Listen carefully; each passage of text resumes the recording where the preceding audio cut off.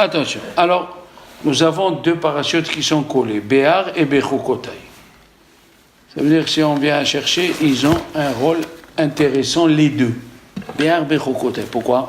Parce que dans Béar, Rashi pose la question. Regarde. Il faut suivre, hein? Suivez doucement. Il a dit, Rashi, la Torah, elle commence, Vaïdaber, ok? Vaïdaber Hashem, Behar Sinai les morts.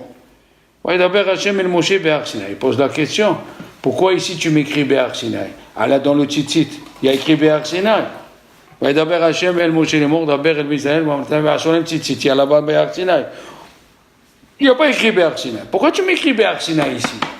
Là, si vient Rashi, il dit, qu'est-ce qui vient Shemitah devant le mont Sinaï?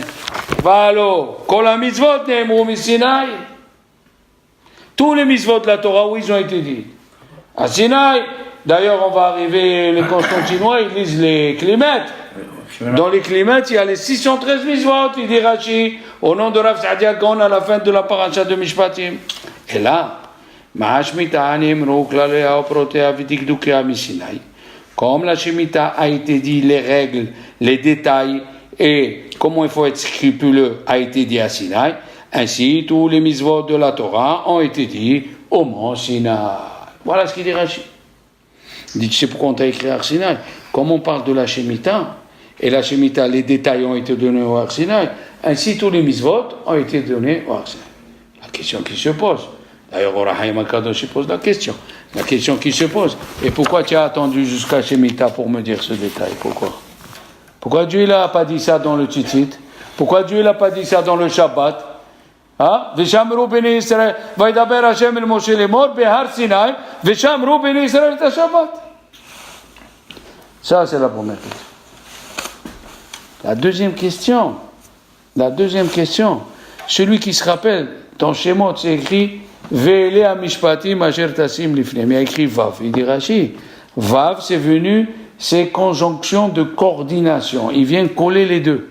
Comme les 10 commandements ont été dit au mont Sinaï, ainsi tous les mishpatim ont été dit, Ve'ele ma'arishonim mi-Sinaï, comme les premiers ont été dit au mont Sinaï, ma'arishonim mi-Sinaï, af elu mi-Sinaï.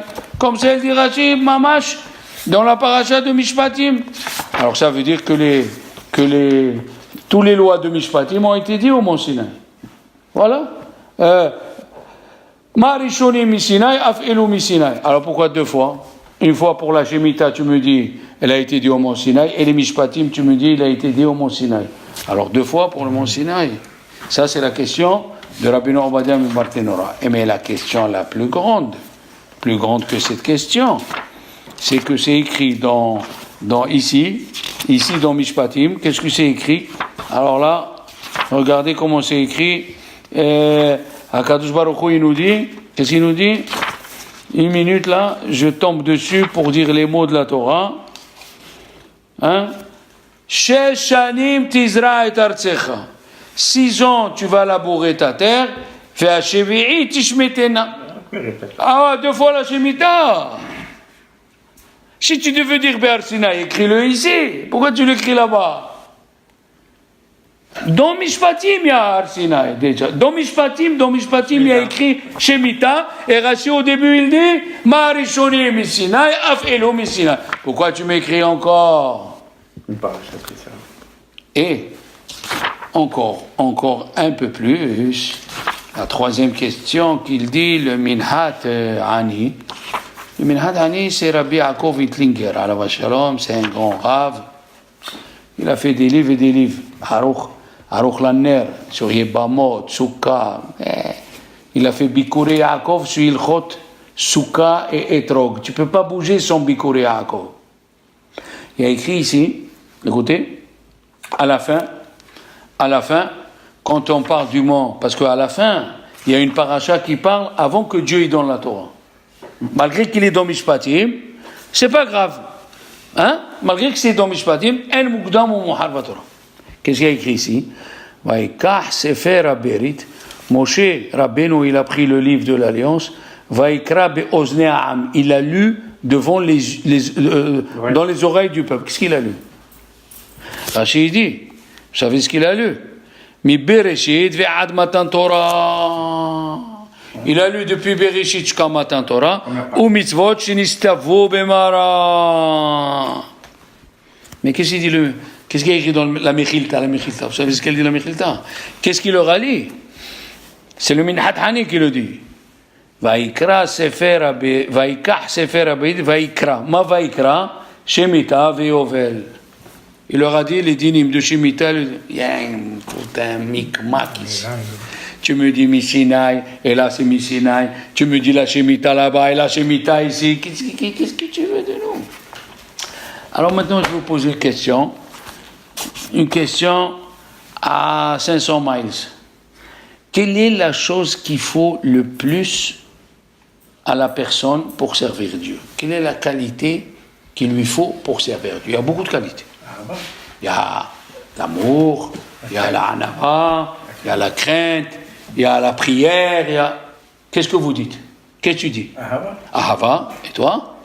La crainte. La crainte. Et toi? L'amour. Bon.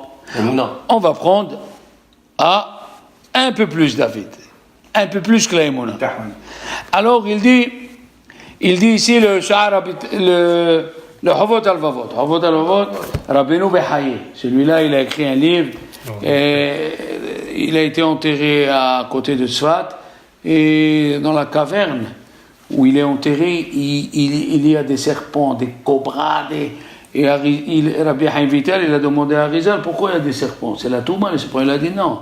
Tellement il est saint, même les forces du mal, il laisse rentrer personne. Personne ne peut rentrer ici. Et lui, il a dit comme ça. Ra'iti le'avi harav.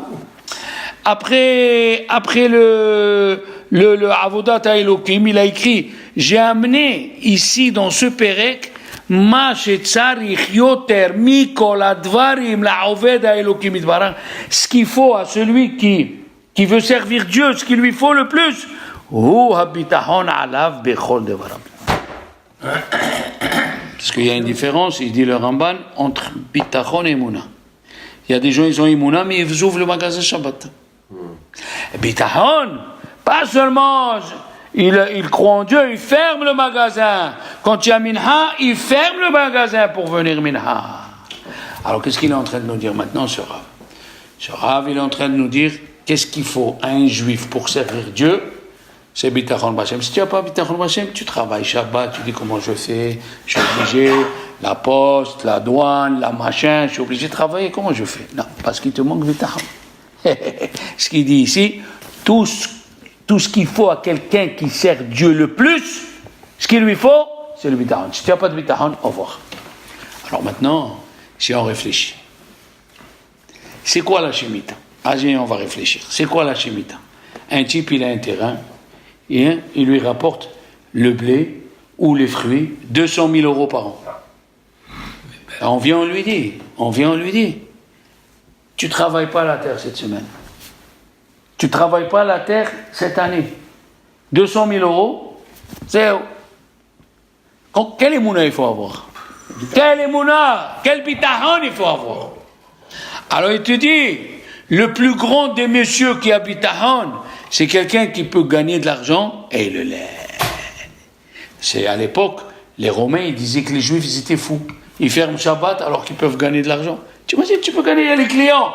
Et c'est fait exprès, sachez que c'est le jour où il y a le plus d'affaires, c'est Shabbat. C'est fait exprès, même, laissez-moi parler, même dans l'ordre de la création. C'est-à-dire quoi? Écoutez bien. Quelle est la planète qui domine Shabbat? Chut. La planète qui domine Shabbat, c'est le rouge. C'est Mars. C'est quoi le rouge? Le rouge, il s'appelle Damim. Damim, il a deux sens. Ou de l'argent, Damim, ou le sang. Ça veut dire, Dieu, il dit au Goïm, vous devez travailler Shabbat. Vous devez travailler Shabbat. Il ne faut pas vous arrêter de travailler. Et c'est pour ça que nous, le jour du Shabbat, on ne travaille pas. Pourquoi?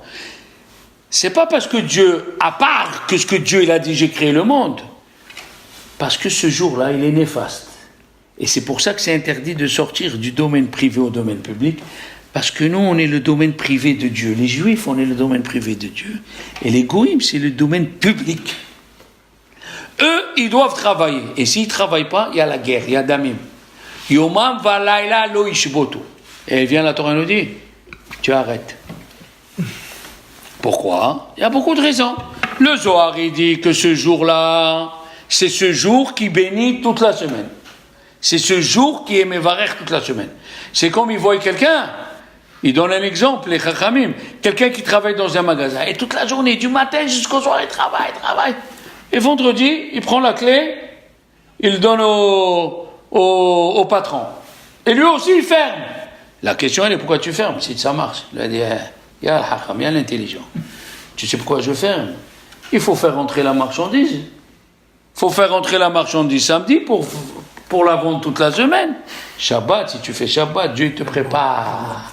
Chez Tiamim, t'es assez. Qu'est-ce que ça veut dire t'es assez? Ton travail, il a été déjà fait par Dieu. T'es assez, pas t'as assez. Chez Tiamim, t'es assez, melacha. Mais ça, c'est bien. Une fois par semaine. On vient, les Juifs, quand on est rentré en Israël, on était tous quoi? Des agriculteurs, qu'est-ce qu'on était? Chacun, il avait un terrain. Chacun, il avait labouré. Il y a qui avait la vigne, il y a qui avait... Oui? Alors, comment ce monsieur, il va tenir? Il va tenir avec Bitahon. Bitahon Bachem. Les enfants, maintenant on comprend la relation. Mashmita et Tzel Har Sinai.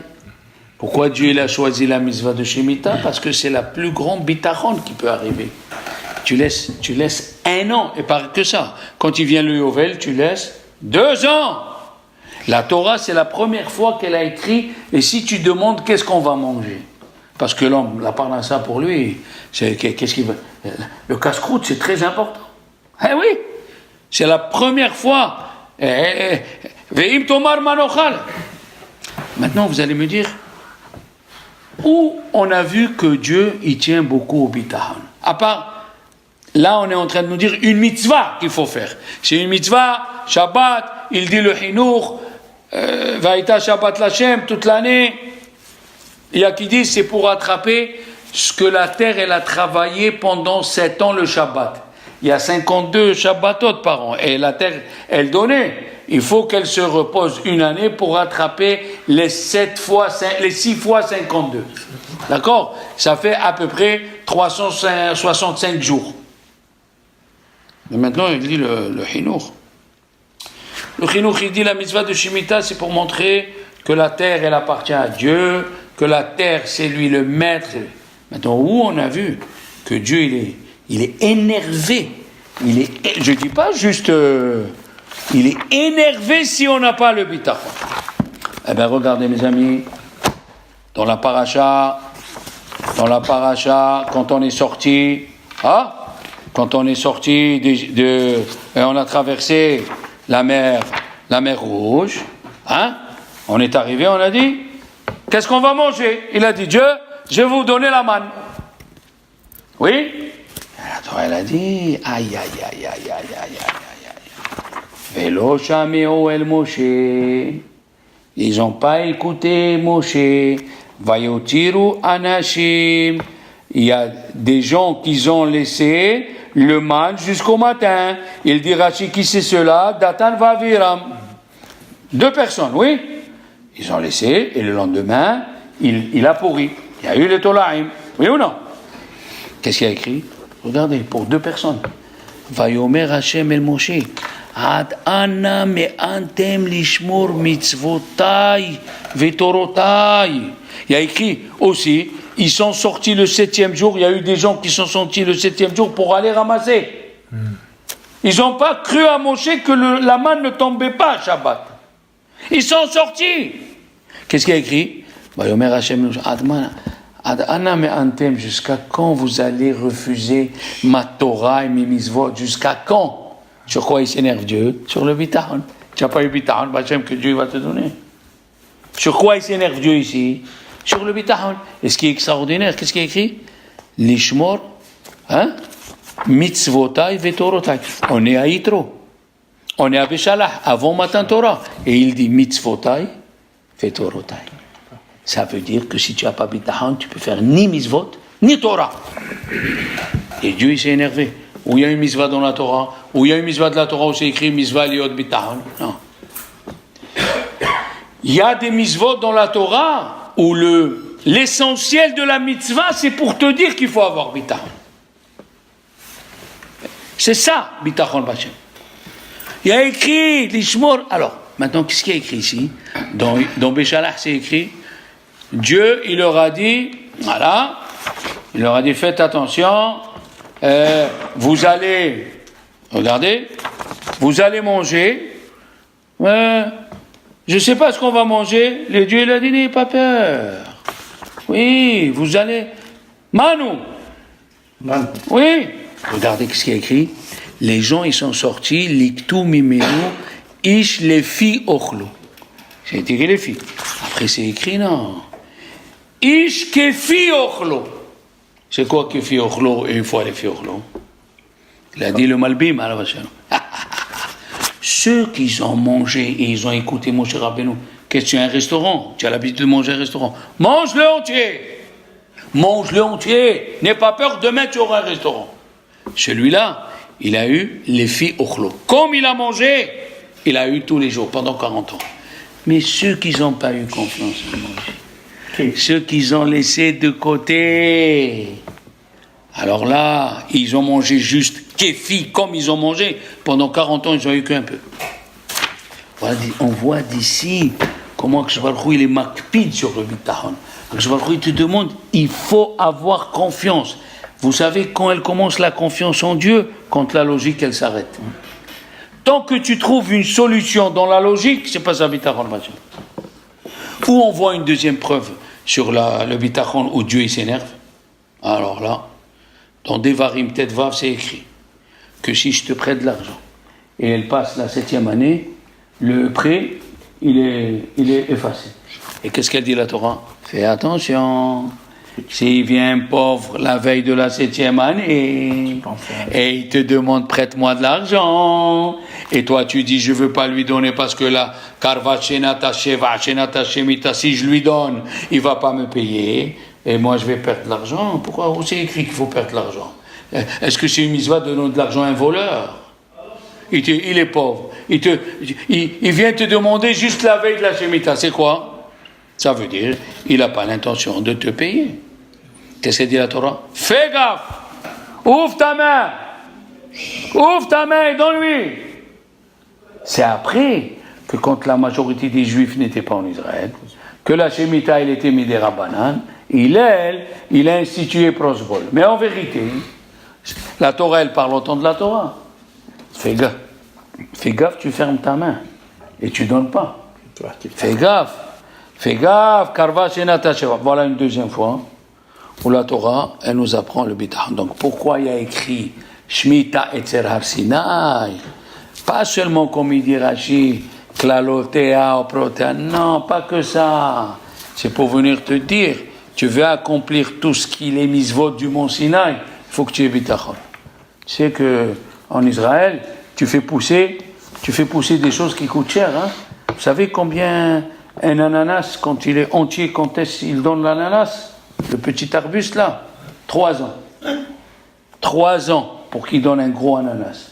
Et toi maintenant, chaque ananas, en Israël, il vaut 50 shekels. Toi, tu vas ouvrir la porte, tu vas dire, allez, que tout le monde prend. Il faut avoir un bitachon b'Hashem. Une fois, ils sont venus chez le Chazon Ish. Ils lui ont dit, voilà, nous on fait Shemitah, ok, mais pour préparer les manger dans les écoles, il nous manque de l'oignon. On n'a pas d'oignon. Il n'y a pas d'oignon. C'est la Shemitah.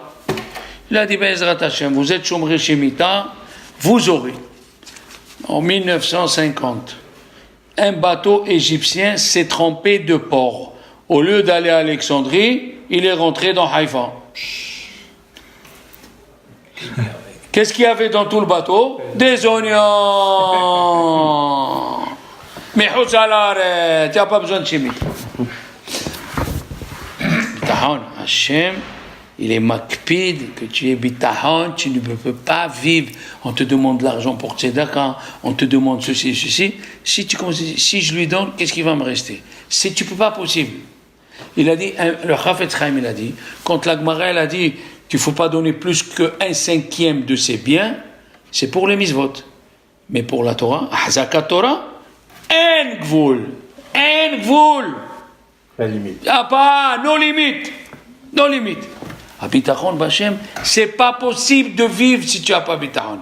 Tu ne peux pas rester étudier ni avancer dans la Torah si tu n'as pas confiance en Dieu. Rien que ferme le livre et va-t'en. Il n'y a pas, il faut. Ça, c'est la première explication. La deuxième explication, qu'est-ce qu'il dit le Midrash? À qui on dit Barichu Hashem Mal'achav Gibore Koach? À qui on dit ce verset-là? Bénissez Dieu ceux qui sont très forts. Qui c'est? Ceux qui font Shemitah. Il n'y a pas écrit Gibore Koach pour le Shabbat. Il n'y a pas écrit Gibore Koach pour la Tzedaka. Gibore Koach, tu laisses ton champ. Il y a des milliers d'euros. Les gens, ils vont rentrer, ils vont couper, ils vont faire ce qu'ils veulent dans le champ. Il dit le Pasouk. Baruch Hashem Gibore Koach. Mais qui c'est qui peut faire une chose pareille? Vous savez qui c'est qui peut faire une chose pareille? Où on a trouvé ce verset? Baruch Hashem Mal'achav Gibore Koach Ose Devaro Lishmoa Bekol Devaro. Où on a trouvé ce verset? Oui. Ce verset, on l'a trouvé dans la Gemara de Shabbat, la page 88. Elle le dit au sujet de quoi? Quand les Juifs, Hachem, il est venu leur donner la Torah, qu'est-ce qu'ils ont dit? Naaseh Venishma. Quand ils ont dit Naaseh Venishma, Dieu, il a dit, qui c'est qui leur a fait découvrir cette allusion que les anges, chez moi, les anges de service, ils emploient cette phrase? Et la Gemara, elle amène quel pasouk? Barechu Hashem Mal'achav Gibore Koach Ose Devaro Naase Lishmoa Bekol Devaro Venishma. Donc quand est-ce qu'on était arrivé à être des anges? Au moment où on a reçu la Torah, où Har Sinai. Puisqu'on a reçu au mont Sinaï. Au mont Sinaï, qu'est-ce qu'on a dit? Naase Venishma. Et qu'est-ce que Dieu il a dit? Celui qui dit Naase Venishma, quelle force il a? La force d'un ange.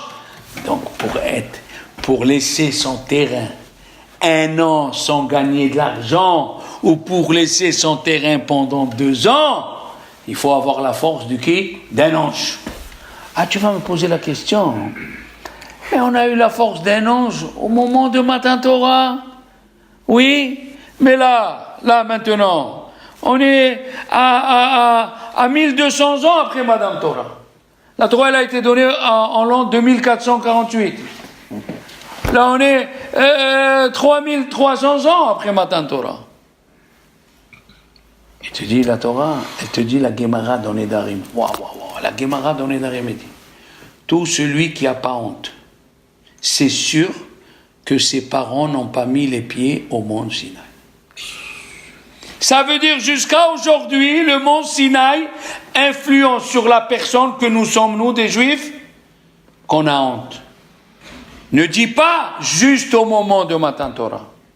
Kol mi shelo boshet panim be'adua shelo amdu avotav be'ar Sinaï. Alors la même chose. La Torah, elle emploie les deux. Alors il dit Rabbi Yosef Salon, ma Shemitah et Tzera Sinaï, tu veux trouver une relation entre Shemitah et le mont Sinaï? La voilà. Quelle force il faut pour laisser un terrain? C'est la force de Bitachon qu'on a reçue quand? Il faut être un malach au mont Sinaï. Au mont Sinaï. Il faut avoir la force de croire en Dieu et de donner plus que tes moyens. C'est ça. Quand est-ce qu'on va savoir que tu as Bitachon Bachem? Écoutez bien. C'est quand tu es en moins à la banque et tu donnes tzedaka. Il n'y a pas, c'est pas. Si ton cas, si tu vis selon ce que tu as à la banque, j'ai 1000 euros, je ne dépasse pas. J'ai peur. Attention, là, ça c'est pas bitachon. Bitachon, il faut rentrer en moins et tu vas voir les nissim. Mais si tout le temps tu es attention, je vais arriver en moins, je peux pas donner. je suis en moins. C'est pas bitahon. Bitahon, c'est quand tu es en moins et tu donnes. Tu as le courage de donner. Tu n'as pas peur.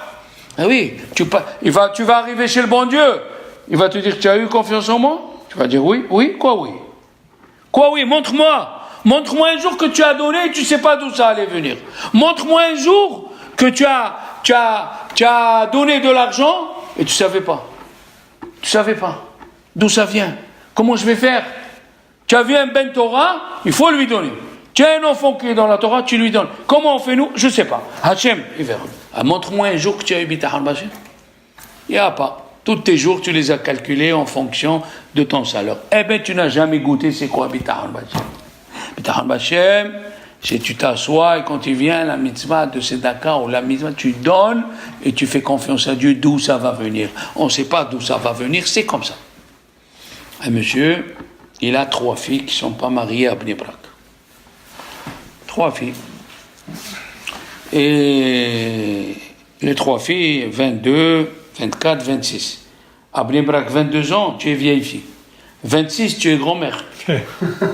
Là-bas, à Bnei Brak, c'est comme ça. Il a dit, comment je vais faire? Il s'est mis, il a dit, moi je suis dans la Torah, bitachon b'Hashem, ce que Dieu l'envoie, il l'envoie. Il reçoit un coup de téléphone de l'ambassade d'Allemagne, de Tel Aviv. Alors, vous êtes tel et tel, oui. Votre père, il s'appelle tel et tel, oui. Vous pouvez venir avec les papiers. Vous avez des papiers de votre père et tout? Oui. Il va à l'ambassade d'Allemagne, à Tel Aviv. Il rentre. Qu'est-ce qu'il y a? On va vous expliquer. Votre père faisait le commerce de la bonneterie avec l'Allemagne. Il a commandé pour une grande somme en Allemagne. Et au moment où le bateau il devait livrer, la guerre s'est déclarée, tout était...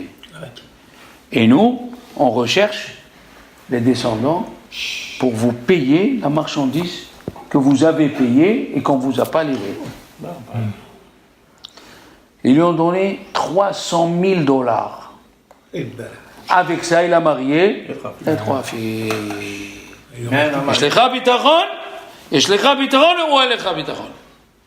Tu lis tous les matins.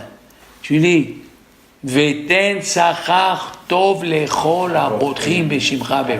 C'est des blagues ou pas des blagues? Eh bien voilà, il faut que tu aies confiance. Il y a une histoire connue, elle est connue à Manchester. Un avraie qui s'est marié, jeune marié, et je l'ai raconté une fois, mais c'est bien de la raconter. Il s'est marié, il a eu 1, 2, 3, 4, 5, 6 enfants. Il est venu le beau-père, qui était religieux aussi. Le beau-père, c'est-à-dire le père de la fille, lui a dit 6, vous avez 3 pièces, vous vivez dans un sur l'autre. Baruch Hashem. Il a dit, écoutez, moi je suis marié avec votre fille. Ce que votre fille, elle veut, moi je fais, je ne peux pas dire mieux. Il est parti énervé. 6, 7, 8, 9, 10, 11. Là, il est venu encore une fois, le beau-père lui a dit, écoute-moi bien. Le prochain, je te dénonce. Il va venir la DAS. Eux aussi, les Anglais, ils ont la DAS. Il va te prendre les enfants, c'est pas facile. 11 enfants, mais dans la salle à manger, tout le monde dort. 11 enfants, ils mangent du lait, du beurre et du pain. C'est tout ce qu'ils mangent. Moi, je te dénonce. Mais monsieur, voilà.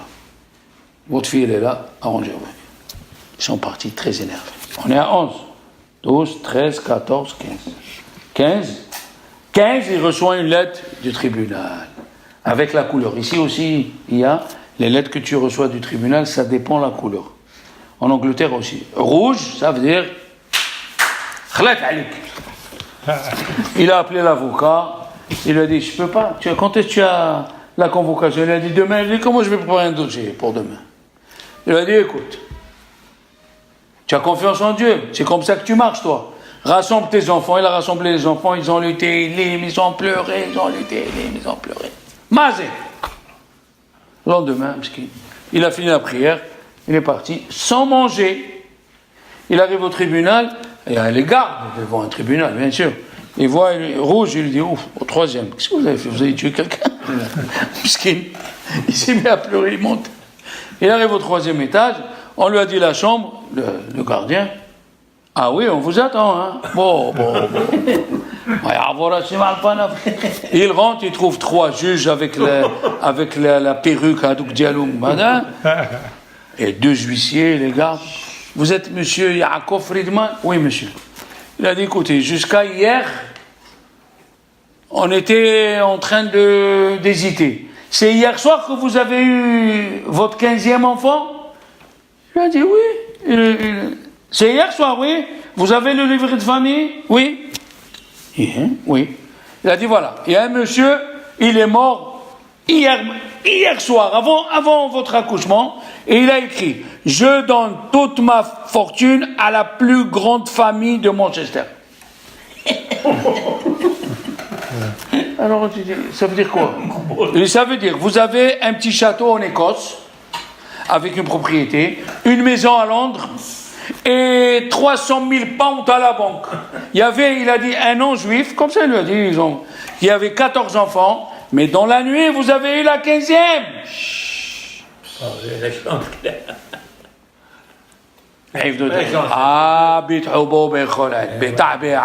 Qu'est-ce qu'il fait ce monsieur maintenant?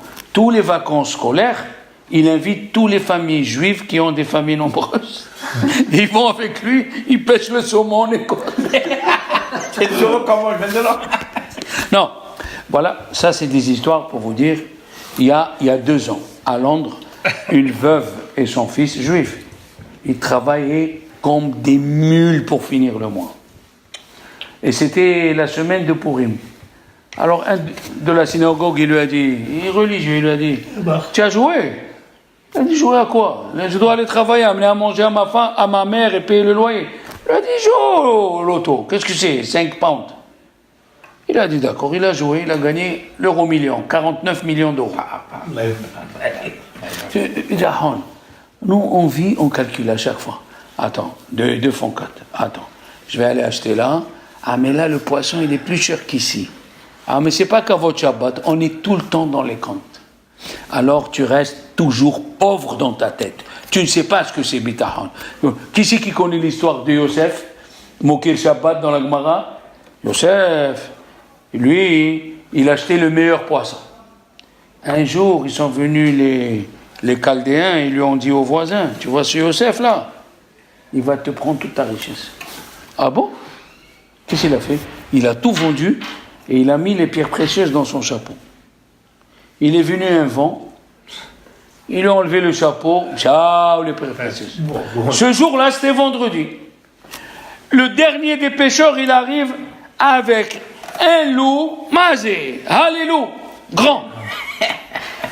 Ils lui ont dit, tu sais, il y a un seul qui peut t'acheter ce loup. Yosef Moukir Shabbat. Yosef, il a déjà cuisiné le poisson. Ils l'ont appelé. Ils lui ont dit, voilà, c'est vrai, il reste 1 heure pour Shabbat, mais il y a un poisson. Il a dit, je l'achète. Techbot Shabbat, je l'achète. Il a acheté le poisson. Quand il est arrivé à la maison, il a ouvert. Il y avait tous les pierres précieuses. Ça veut dire, non, mais nous on rigole. Mais on n'est pas, il faut monter pour arriver à ce stade. Il faut monter pour arriver à ce stade. On est un peu... Maintenant on va passer. Qu'est-ce qu'il dit Rashi? Si c'est pour les mitzvot ont été déjà donnés. De quoi on parle ici? Il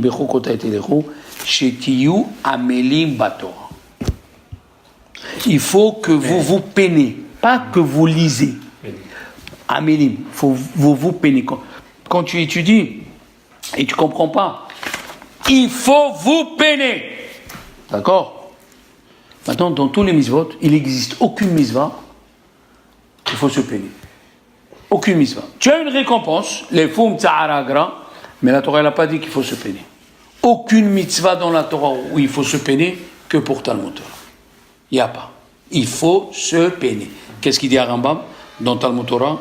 Afilo ani, même un pauvre. Afilo holé, ba'ali sourim, même si quelqu'un il est malade, il doit étudier. Et pourquoi? Dans tous les mitzvot de la Torah, tu peux pas, tu as une grippe, pas tour de mettre filin. Tu as une grippe, tu n'es pas tour de mettre filin, mais tu n'es pas tour d'étudier. Tu n'es pas tour d'étudier. Pourquoi? Tout le monde explique. Même sur Hillel, la Gemara de Hillel, elle dit, il va nous condamner un jour au tribunal céleste pour l'étude de la Torah. Pourquoi? Il gagnait, on va dire, 5 euros par jour. 2,50 €, il payait au gardien du Beth Midrash, et 50 centimes, il donnait à un pauvre, et 2 €, il mangeait avec. Lui et ses femmes et ses enfants. Alors, la Gemara, ça c'est la Gemara. La question qui se pose, où c'est écrit qu'il faut s'affamer pour aller étudier? Où c'est écrit? Quelqu'un qui est anous dans une mitzvah, j'ai pas d'argent pour les téfilés. C'est écrit que je dois m'affamer. Je viens à la synagogue, quelqu'un me les prête. Qu'est-ce qui se passe ici chez Tiyo Amelim Torah? A répondu le Hafetz Haïm. Si tu as besoin d'un médicament, exemple, oui, et ce médicament, pour l'avoir, il faut donner ta fortune. Qu'est-ce que tu fais? Tu es obligé de donner. Si c'est l'oxygène, et l'aile, son oxygène, c'était la Torah. Tu peux dire à quelqu'un, ne respire pas. Qu'est-ce qu'elle dit la Torah? Il faut voir ce qu'elle dit la Gemara dans Sota, Kafalef. Elle a dit Shavna Hillel. Shavna, c'était le frère de Hillel, il a aidé. Il a aidé à étudier la Torah. La Gemara, elle dit, Shavna, il a dit à Hillel, est-ce que tu peux me donner une part dans la Torah que tu as étudiée avant que je devienne un businessman? Hillel, il a dit oui. Elle est sortie une voix du ciel, elle a dit, Imiten ish et kolhon beto, il peut donner les milliards, mais la Torah qu'il a étudiée quand il était pauvre, jamais il aura. Jamais il aura une part. Ah ouais. C'est ce qu'elle a dit, la femme de Rabbi Hanina ben Dosa, Rabbi Yehuda Hanassi. Il lui a dit, s'il te manque un pied à la table, je te donnerai moi un pied là-bas. Il lui a dit, pourquoi on se voit là-bas? On ne se voit pas là-bas. Alors, Rabbi Yehuda Hanassi, il a dit Rabbi Hanina ben Dosa, elle a raison. Et alors au début, qu'est-ce qu'il pensait Rabbi Hanina ben Dosa? Il demande Rabbi Israël Salanter, qu'est-ce qu'il pensait Rabbi Yehuda? Quand il lui a dit, je te donne, après il lui dit, ah là on se voit, après il a dit, ah ouais, elle a raison. C'est quoi cette discussion? Il savait ou il ne savait pas? Celui qui a écrit toute la Mishnah, il ne savait pas. Il lui a dit, la femme de Rabbi Hanina ben Dosa, les femmes, il lui a dit, dis-moi, toi tu es riche, tu veux pas profiter, mais c'est tes affaires. Mais si tu as besoin, si tu as envie d'un rôti, tu le trouves. Et moi et mon mari, on est pauvres, on vit avec 1 kilo de caroube de semaine en semaine. Et il dit, Rabbi Obadia Yosef, dans Maor Israël, il faisait le kiddush dessus. Mais comment? Il n'y avait ni manger, il n'y avait rien. Il lui dit, ce Olam Haba, tu l'as pas toi. Il lui a dit, il a raison. Elle a raison, il a dit à son frère. La Torah, tu as amélim la Torah. Tu n'es pas amel dans la Torah, tu n'as rien. Rabbi Tzvi Psah Frank, alors Shalom, il étudiait Yebamot avec son copain, la Gemara de Yebamot. Tellement ils l'ont étudié. Un il disait un Tosot et l'autre disait un Tosot. Un il disait un Tosot et l'autre disait un Tosot. Un il disait 80 fois ils l'ont étudié. Et Rabbi Tzvi Psah Frank, il a dit non, moi je continue. Il a dit moi je continue pas, je la connais au bout des doigts. Dis-moi quelle question. Il a dit moi je continue. Il a continué 120 fois Yebamot. À la 120e fois, ils l'ont appelé, il est devenu Rav Arashi le Yerushalayim. Il connaissait tout. Toute la Torah dans la tête. Il a écrit des livres, Mikra et Kodesh, c'est de la folie. Rabbi Obadia Yosef, il était son élève dans son collège. Amal Batou. Si tu écoutes la Torah et tu es passif. Ils ont dit à Hazonish, pourquoi ton livre, quand on l'étudie, on n'arrive pas, moi je me mets au salon Shabbat, je prends ton livre, j'arrive pas. Les autres rabbanim, je lis leurs livres, j'arrive. Il lui a dit, parce que moi, quand j'ai écrit mon livre, j'étais pas au salon. Le Chazonish, il écrit dans ses commentaires, je n'ai pas le Rashba sous ma main. Et un monsieur, il est venu le voir, il lui a dit, mais le Rashba, il est là, il est dans ta bibliothèque. Il lui a dit, tu n'as pas compris. J'étudie tellement suivi que j'ai plus de force même pour me lever à aller chercher le Rashba. Hazonish, il y a ici les Kelalot. Ici, il y a des Kelalot. Il y a 49 Kelalot ici. Malédiction. Pourquoi? Par rapport aux 48 qualités qu'on doit avoir pour recevoir la Torah, même Het Devarim. Et la 49e, c'est celle qui englobe tout, c'est Naaseh Venishma. Qu'est-ce que ça a à voir avec les Kelalot? La Gemara dans Rosh Hashanah, elle pose dans Megillah, Daf Lamed Aleph, elle pose la question. Pourquoi on lit les Kelalot de Kitavo avant Rosh Hashanah? Il a dit, Tichle Shana Vekilelotea. Que l'année qu'elle s'en va avec ses malédictions. Parce que Rosh Hashanah, c'est Yom Hadin, allez, que les mauvaises choses, ils s'en vont, et on commence une nouvelle année. Ah, la Gemara, elle dit, et pourquoi alors on lit les Kelalot avant Shavuot? Alors il lui a dit, Shavuot, c'est aussi Yom Hadin. Il lui dit, quel Yom Hadin? Il lui a dit, Yom Hadin des fruits. Dieu, il va juger les fruits. Voilà la Gemara. Quelle relation? Yom Hadin des fruits avec Yom Hadin de Rosh Hashanah où on va mourir ou on va vivre. Alors il a dit, les pérotes, c'est quoi? C'est les misvot. La Gemara, elle dit dans Sota que quand on trouve un cadavre par terre, il vient le Kohen Gadol, le Sanhedrin, on se lave les mains et on dit, on demande pardon, on amène Eugénis qui ne va pas donner des fruits pour demander pardon à celui qui ne va plus faire de fruits. La Gemara dit, et quels fruits il devait faire? La Gemara dit, les fruits, c'est les misvot. Donc quand la Gemara dans Rosh Hashanah, elle dit que Shavuot, c'est Yom Hadim la Perot, ça veut dire on va juger les misvot que tu as fait. Mais il y a un livre qui s'appelle le Shlach Kadosh, qui a été écrit en 1681, Rabbi Abraham Horowitz, c'est parti installé à Tzfat. Il amène au nom d'un grand Rav Sfaradi, Tola'at Yaakov, Rabbi Meir ben Gabbai de 1530, où Rabbi Meir ben Gabbai, ce kabbaliste, il dit, à Shavuot, c'est Yom Hadin chez la Torah. Comment, quand on lève le Sefer Torah et on l'amène, qu'est-ce qu'on dit? On parle de la Torah. Il y a un arbre chez Dieu où il y a les âmes qui vont étudier la Torah. Ce jour-là, Dieu il juge les âmes et nous qu'on était là-bas, combien de Torah on va étudier pendant l'année. Comme Rosh Hashanah, qui est le jour où Dieu décide sur notre corps et notre manger, mais sur notre à Shavuot, Dieu va venir juger tout ce que tu vas étudier, ce que tu ne vas pas étudier. Maintenant, écoutez bien la relation avec les Kelalot. La Gemara, dans Yoma, elle dit, pourquoi Dieu il a détruit le premier Beth Amikdash?